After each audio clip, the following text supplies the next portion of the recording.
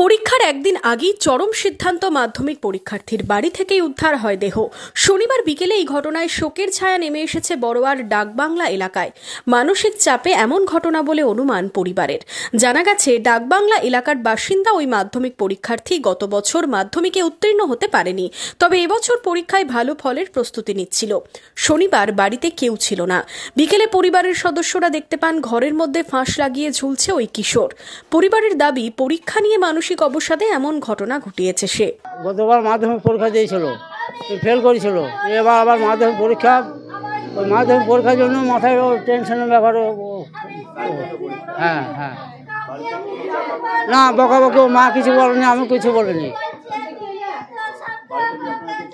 না ছিলাম না, মা গিয়েছিল পুজো করাতে, আর আমরা একটা দোকানে থাকি, কাজ করি। আমি এসে দেখলাম আমরা গলা জড়ি দিয়ে ঝুলছে।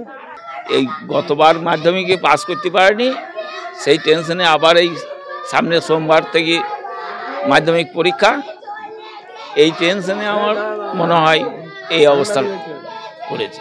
শুধুই কি মাধ্যমিক পরীক্ষা নিয়ে মানসিক অবসাদ, নাকি এর পেছনে অন্য কোনো কারণ আছে তা খতিয়ে দেখছে পুলিশ।